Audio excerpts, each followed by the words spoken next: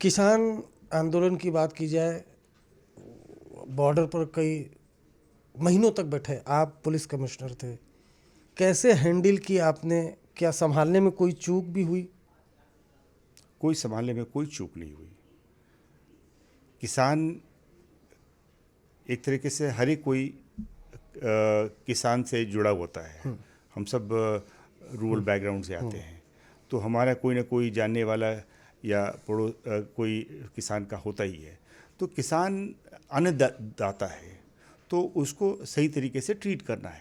जैसे बॉर्डर्स पे जवान होता है, और उसी प्रकार से जो अन्नदाता होता है वो किसान होता है। और लाल बहादुर शास्त्री ने एक बड़ा स्टेटमेंट जो दिया था, उनका जय जो जवान। उन्होंने कॉइन किया था, जय जवान जय किसान। तो मैं भी उस चीज़ को विश्वास करता हूँ, किसानों के प्रति हमेशा एक अच्छा भावना रखता हूँ। तो जब वो आए थे, जिनकी उनकी जो भी मांग हो, वो पॉलिटिकल था, उससे हमें कोई लेना देना नहीं था। लेकिन हमें था कि हमारे लिए यही प्रूडेंट होता, सही होता कि हम बल प्रयोग अनावश्यक ना करें। हमको अगर और तरीके से उनको कंट्रोल कर सके तो हम कंट्रोल कर लें। और यही रहा कि हमने जब 26 नवंबर को वो आए, तो हम लोगों ने बॉर्डर पे रोक लिया उनको।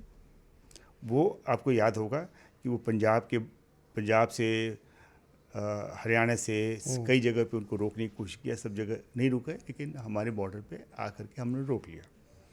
उसके बाद 2 महीने तक वैसे रहे।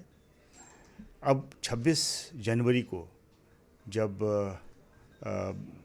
देश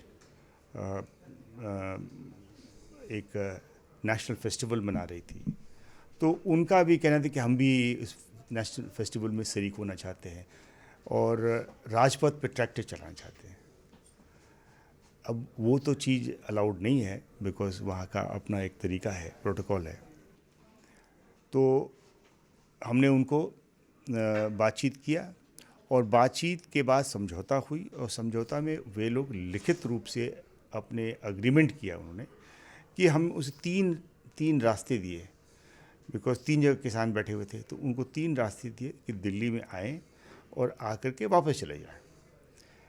अब वो किसान के नेता थे, उनसे तो हम जब वो नेता हैं और वो कुछ अंडरटेकिंग देते हैं, वो भी रिटन अंडरटेकिंग देते हैं, तो हमें हमारे से भी होता है कि मैं उन पे भरोसा करूं।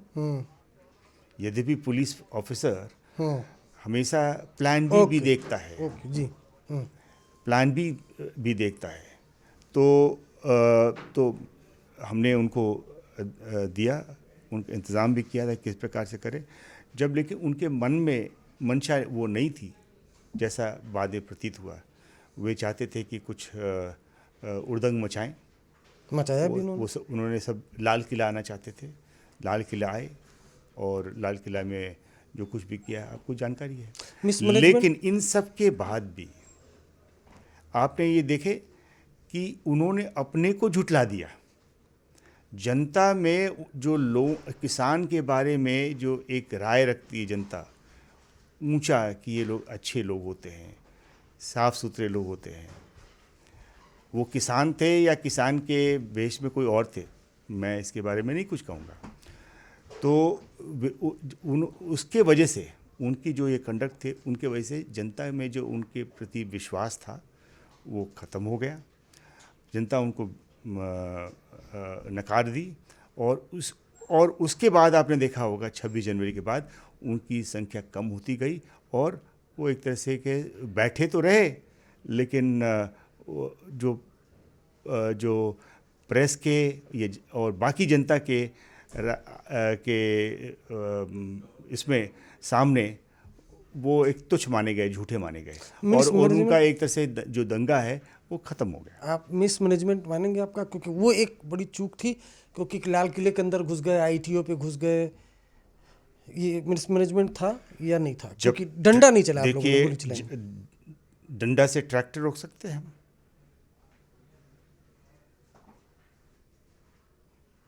जब ट्रैक्टर रैली कर रहे हैं तो ट्रैक्टर तो हम अलाउ किए दिल्ली में, और ट्रैक्टर पे ही जाना चाहते थे, और वो आए थे भी पंजाब से और हरियाणा से आए, ट्रैक्टर पे ही आए थे, और ट्रैक्टर पर रैली करना चाहते तो ट्रैक्टर को तो हम अलाउ किया। क्या डंडे से ट्रैक्टर रुक सकते हैं? डंडा से ट्रैक्टर नहीं रुक सकता।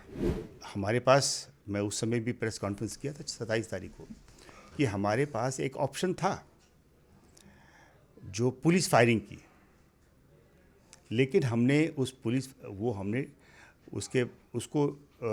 उस दिशा में नहीं गए, और वैसा नहीं हमने सोचा कि पुलिस फायरिंग करना है।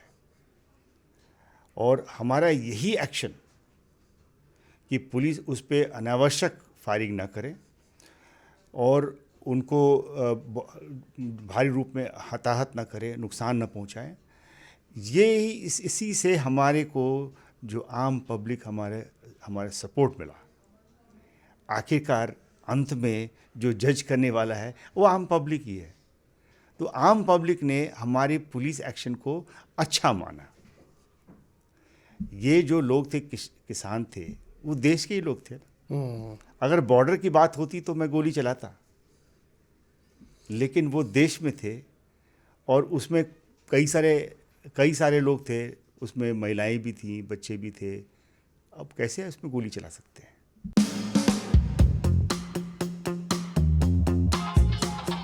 इस कहानी में ट्राइबलिज्म है, इस कहानी में फिरका परस्ती है, इस कहानी में तुर्की के राष्ट्रपति की अपनी महत्वाकांक्षाएं हैं। आज के डेट में Syrian airbase, naval base, missile capability सब खत्म, साइंस रिसर्च सब खत्म, ध्वस्त कर दिया। वही बड़ी बड़ी प्रतिमाएं जो है धूल धूसरित हो रही हैं, वही जश्न मन रहा है।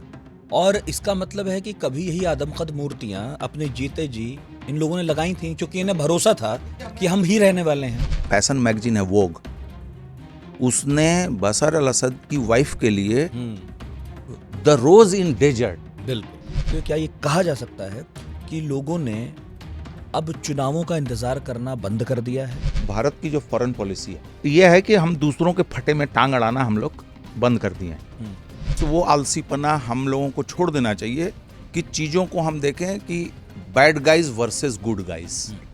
यहाँ पर bad guys versus bad guys हो रहा है।